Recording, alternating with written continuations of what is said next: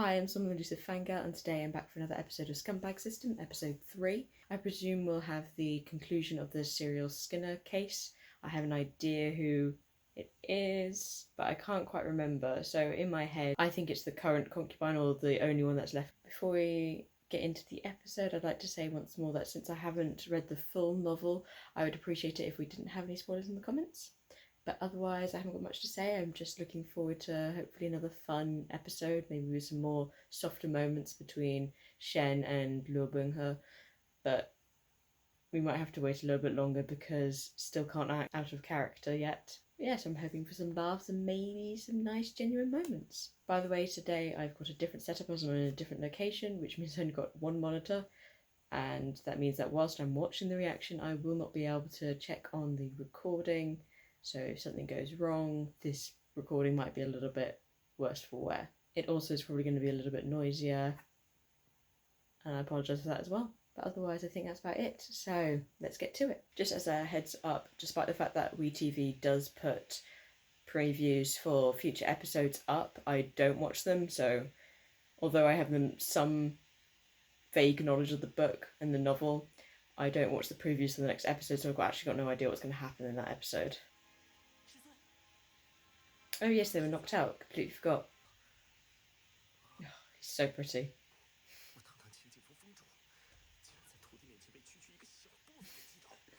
Small potato. Not sure if that's an okay translation. I'm going to say it is, but wow.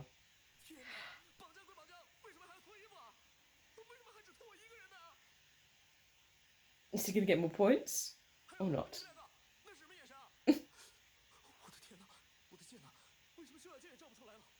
You can't panic. There's a lot of faith in him. But yeah, Shen is acting very out of character at the moment. He's got a cloak on, it looked like. I don't know if that's the effect or if that's an intended look.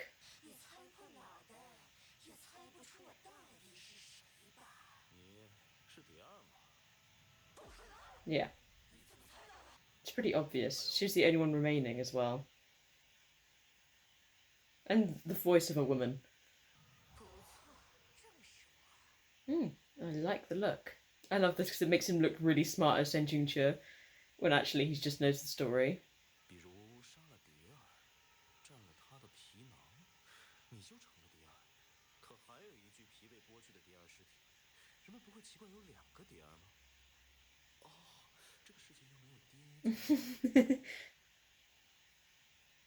Got to remember they haven't got modern tech.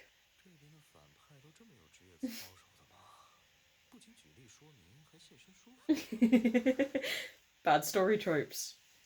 When the bad guy explains their entire plan or how they've achieved everything. It is one of them wanting to show off as well, though.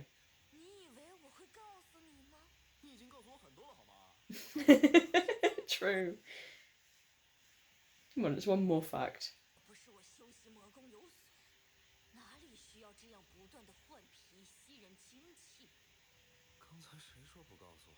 And then she did.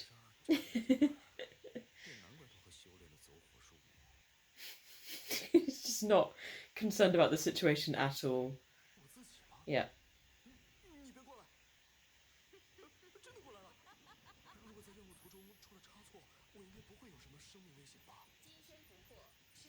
You're not invincible.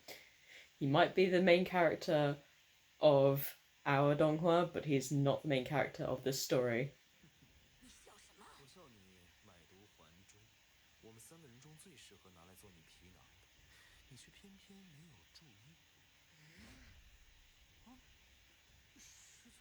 Oh, poor Bingwe is so confused.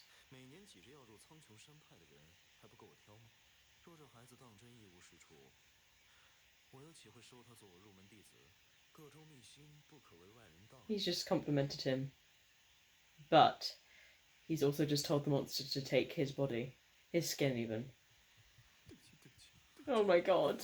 Oh my god. Oh my god.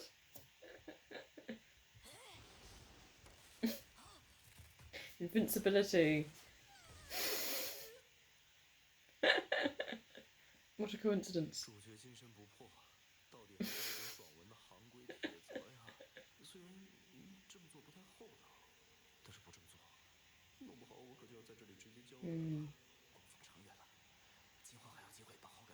That rope is coming very loose.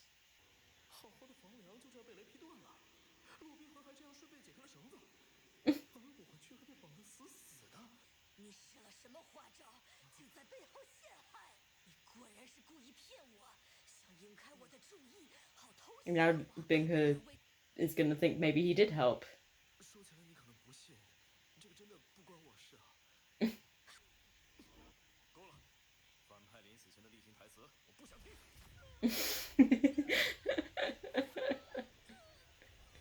Wow. Powerful. Same Binghe, same.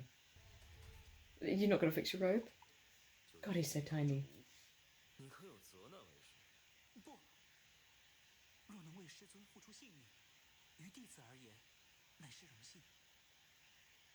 He's too good.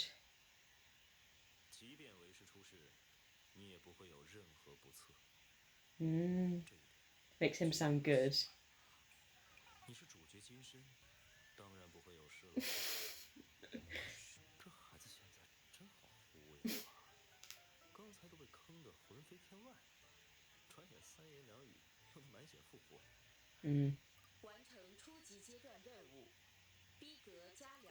There we go. I forgot how quickly it was unlocked. Ah.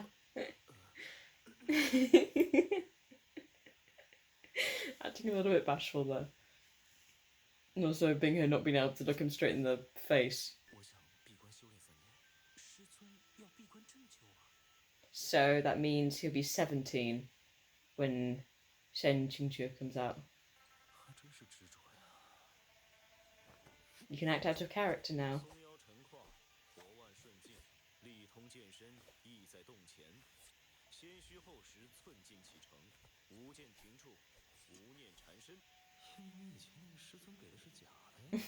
The eye roll.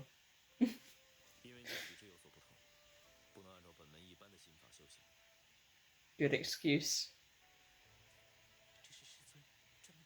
He's so cute. Oh my gosh. He has no idea how attached Binghe is already to him.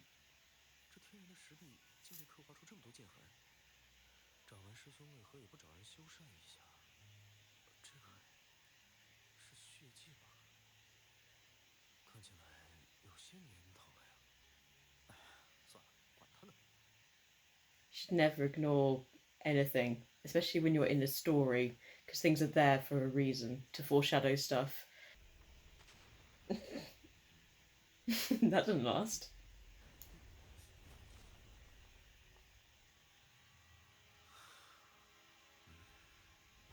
I like how he wasn't going to investigate it anyway, just really loud rumbling and explosive sounds. Aww. He acts like a teenager sometimes. He's not, I know he's older. He's 20-something, but he acts a bit like a teen sometimes.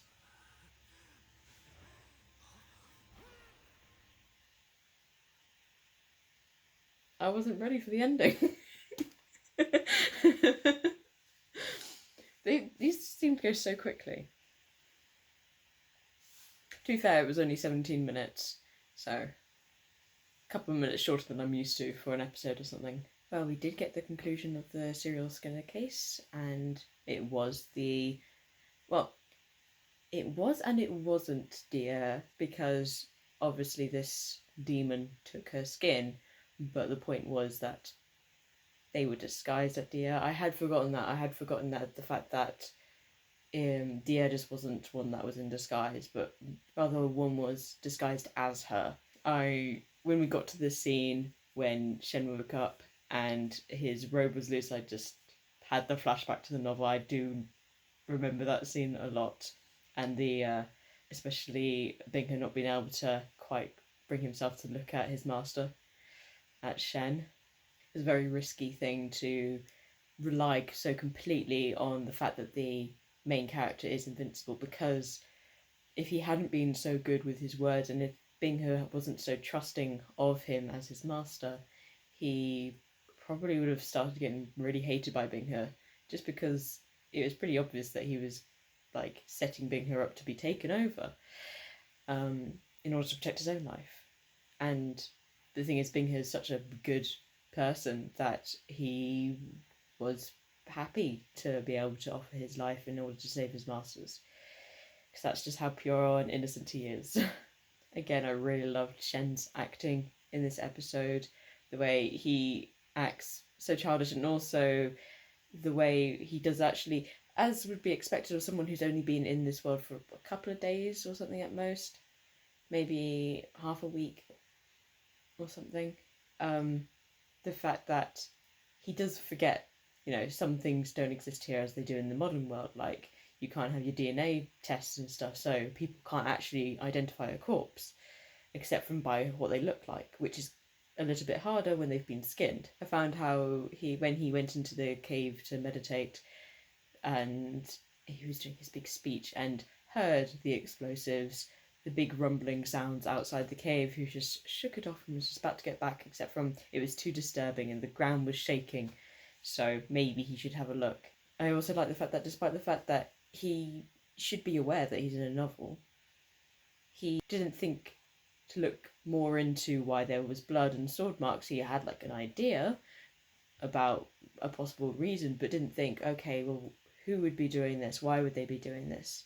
Should I be here? You can tell just how obsessed Shen Yuan was with the story, because he does know Shen Qingju's character so well. I suppose you would after 6,666 chapters, but he knows him, and well, he seems to know Shen Qingju more than he knows Binghe, though Binghe's personality will be changing because Shen Qingju is treating him differently. But it's kind of interesting considering the fact that like Shen Qingju was not his favourite character. He was just a villain, and he didn't understand why he'd do all this stuff just because he was a little bit jealous because his only female disciple took a fancy to Binghe. But you could tell how obsessed he was because he does manage to imitate Shen Qingju very well when he's not worried for his life. For example, when he was commenting on Binghe's technique and he was listing off different things, he either had a quick flip through the manual, or he also just remembered. I'm actually a little bit curious about it because he wouldn't have seen the technique from the novel, obviously, because it was a web novel.